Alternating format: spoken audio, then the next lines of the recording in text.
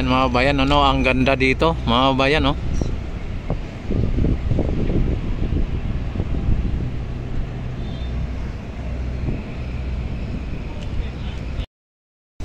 Ala, grabe mga bayan, oh. Halos ano na yung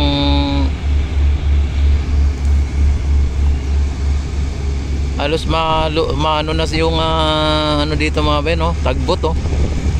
Grabe, oh.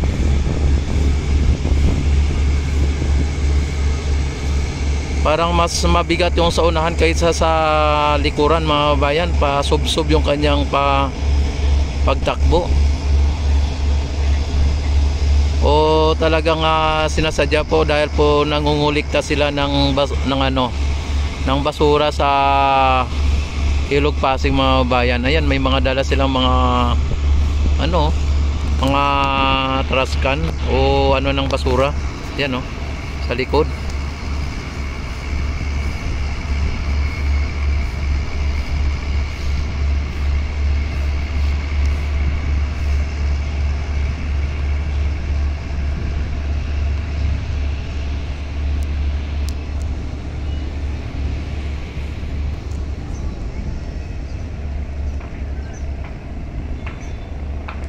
Grabe mga bayan ang ano nila. Pasubsob yung takbo ng ng tagbot na yun, ah.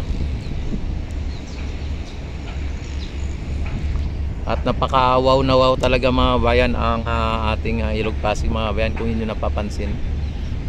Talagang malinis, malinaw ang tubig mga bayan. At napakaganda ng mga building, ang view ng mga building. Ayan, kung may makita man tayong water lily o water hyacinth ay pangilan-ngilan na lang mga bayan, ano. Ayan, at kung inyo napapansin, ang ganda mga bayan. Ito na ang bagong Pilipinas mga bayan, ay unti-unti nang may pagbabago dito sa ating bansa mga bayan.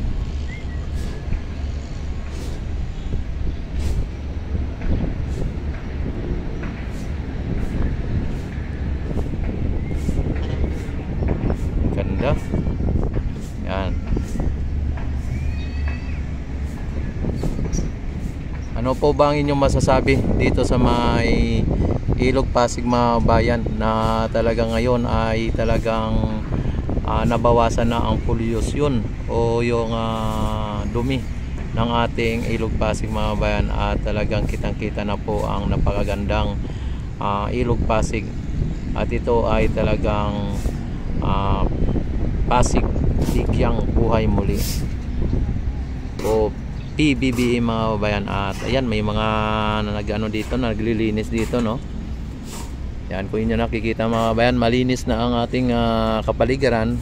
Ay talagang sinusunod pa po ng paglilinis ng ating mga kinaukulan dito, no. Talagang ayan, no. Ano po ang inyong masasabi dito mga bayan?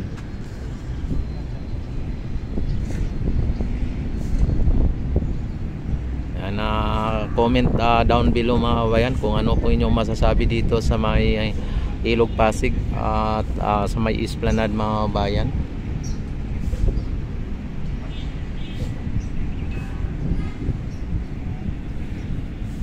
Itong Esplanade mga bayan ay ano po ito, project po ng ating First Lady Lisa Marcos mga bayan.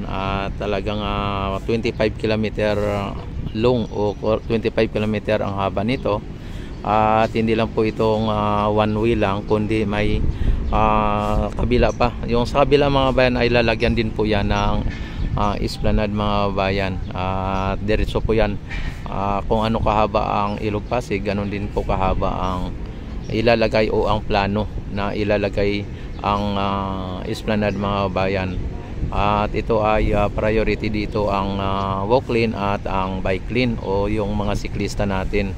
Kaya ito ay aabot sa may Laguna de Bay, mula dito sa Port Santiago hanggang sa Laguna de Bay mga bayan. At napakalayo, napakahaba. At kapag natapos po yan, ang project na yan, ay talagang masabi po natin ng ating Ilog Pasig mga kabayan ay talagang mas malinis na, talagang parang ano na, binis na mga kabayan, katulad sa ibang bansa, no, na talagang dyan may mga ano na yan, may mga bangka-bangka o kung ano-ano pang mga aktibidades dyan. Talagang dito ay makita po natin ang pagbabago, at ang mga isda dito mga bayan ay malalaki. Mga isda dito, buhay na dito ang mga isda. Kaya suportahan po natin ang adhikain ng ating Pangulo at ng ating gobyerno na linisin ang Ilog Pasig at pagandahin ang buong Pilipinas. At para sa ganun ay maipakita natin sa buong mundo na ang Pilipinas ay may pagbabago o may pag-asinso. Ayan, talagang nakita naman ninyo mga kabayan. Yan, don't forget to like and share sa aking YouTube channel. Huwag nyo nang antayin o huwag nyo nang patagalin. I-like and subscribe na kayo and share sa may aking YouTube channel mga kabayan.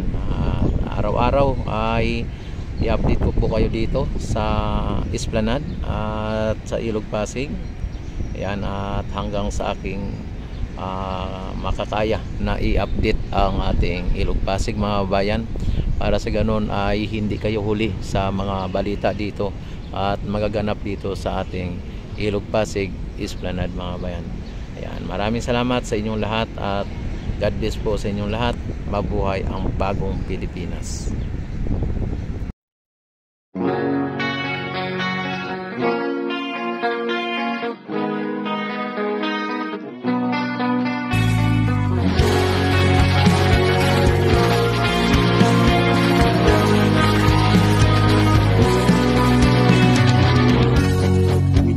Abot ang langit, walang pake kahit mainit, nagsasayaw sa kalye, bata matanda ang katabi.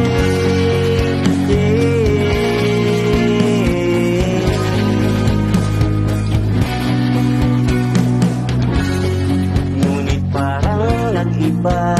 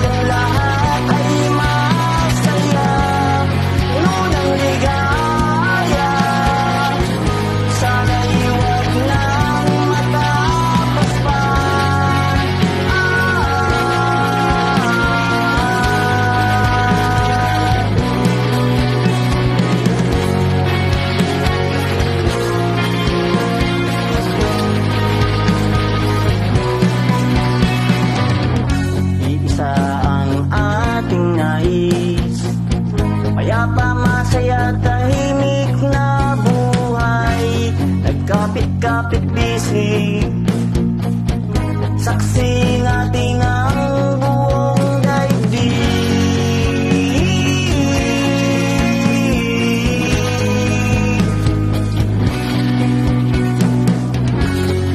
Ngunit parang nag-iba